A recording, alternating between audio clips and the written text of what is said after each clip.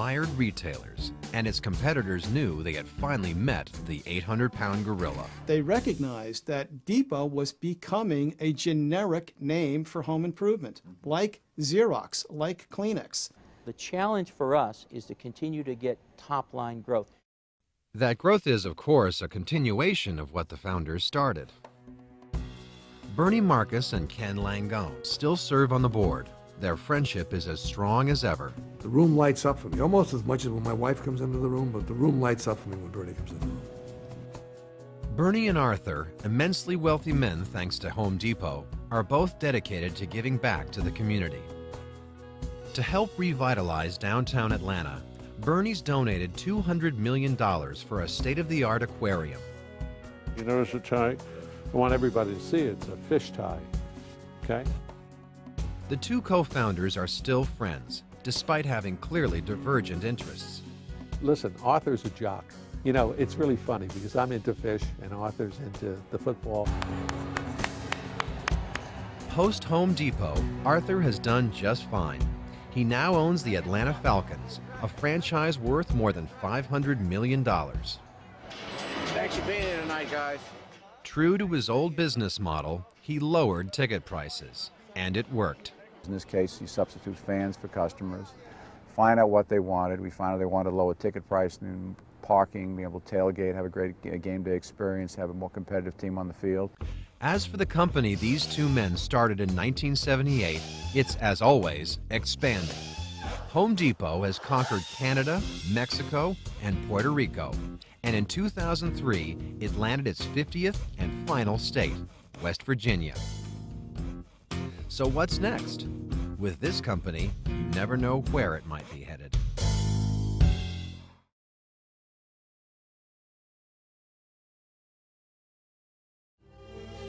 Colonel Sanders cooked his chicken in pressure cookers in less than a third the time it took conventional frying. But that was only the start. Dave wanted to soak up all he could about making it in the restaurant business from the Colonel.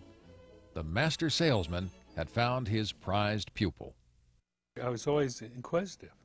It's always fascinated me to find out when people are successful, how do they become successful?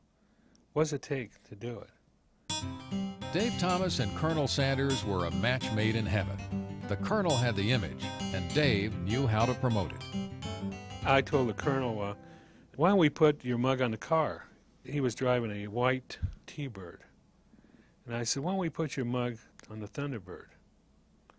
Oh, he says, that'd be too ostentatious.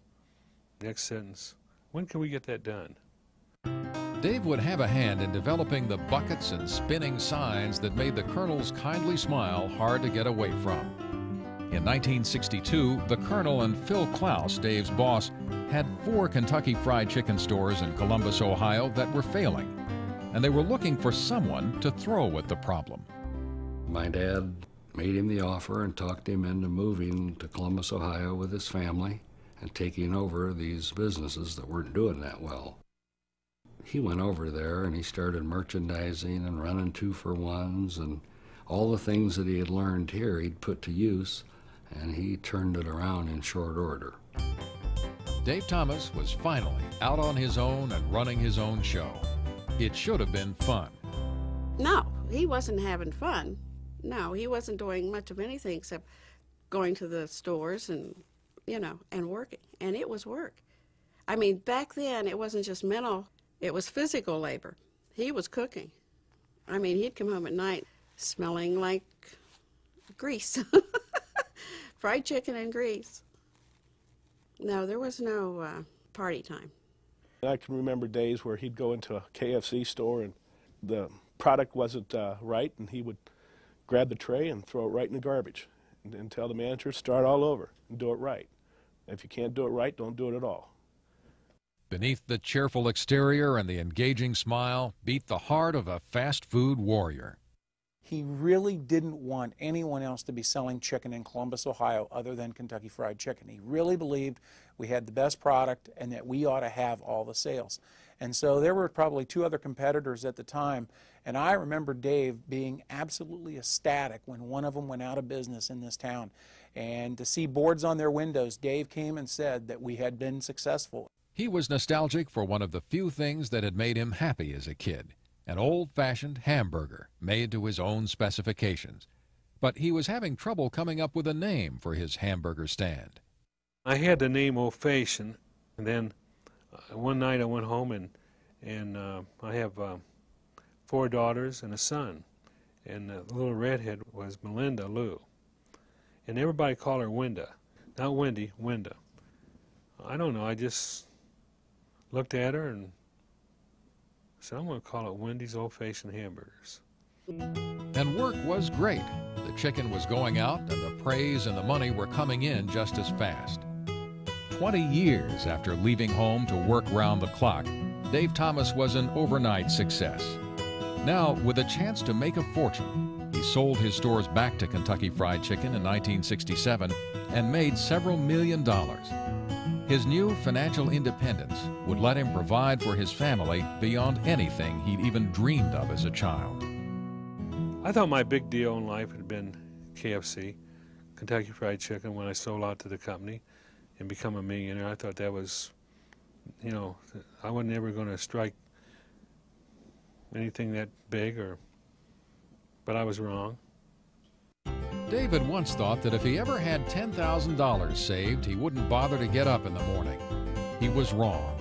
With money in the bank and time on his hands, Dave Thomas would find out that most of his hard work was still ahead of him.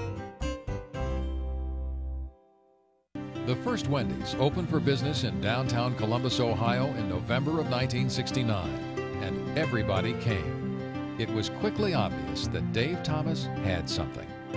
From the very first day when there were people lined down the street, I knew we had something that was going to be different and better.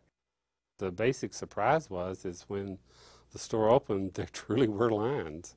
When they put in the first Wendy's there and got it all worked out, I mean, people were coming. They said, whoops, we got something here. Every Wendy's hamburger is made from 100% pure fresh beef and patty daily. Nothing was left to chance in Dave's new place. No detail was too small for his attention. He claimed the square patties were because he didn't like to cut corners. Dave was finally his own boss. He tried to get from other people what he demanded from himself. He never stopped working, and he knew how to do every job better than anyone else. He has a sixth sense to ask you a question, but he already knows the answer. And he wants to know if you know the answer. So he does that quite a bit with people. I mean, he, especially with me. But I don't call it entrapment, but it's pretty darn close to it. Wendy's old-fashioned hamburgers. And work was a full-time job. Wendy's had taken on a life of its own and started to make a place for itself among the McDonald's and Burger Kings. It pioneered the drive-through window, which increased sales by 50%. In the first 6 years, there were 100 Wendy's. Just 1 year later, there were 500. He's always 3 deals ahead of everybody else. I mean, he's already finished and understands and transferring that situation to people that need to get the job done, but he's already 2 ahead of them. I mean, he's thinking forward. Dave Thomas was the Pied Piper of hamburgers.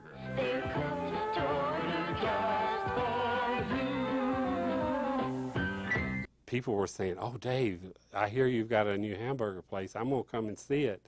And they would come and he'd sell them a franchise that afternoon. So he said, you can have, you know, Kentucky, or you can have Idaho, or you can have whatever you want. Come in and relax in our old-fashioned dining room or try our speedy pickup window service. By 1974, they were getting 500 phone calls a week asking about franchises. But the failure rate for any new restaurant was high. Going national was a sink or swim proposition, and Wendy's was doing a bit of both. We opened 1 year 500 restaurants, and we really wasn't capable of opening 500 restaurants, but we did it. But it was really important to have them 500 restaurants because that gave us some national recognition that we could go on national TV. You want a real good hamburger? Wendy's was opening more stores than McDonald's. In 1975, the company went public, and in 1977, it burst into the national fast food consciousness with a campaign proclaiming hot and juicy hamburgers.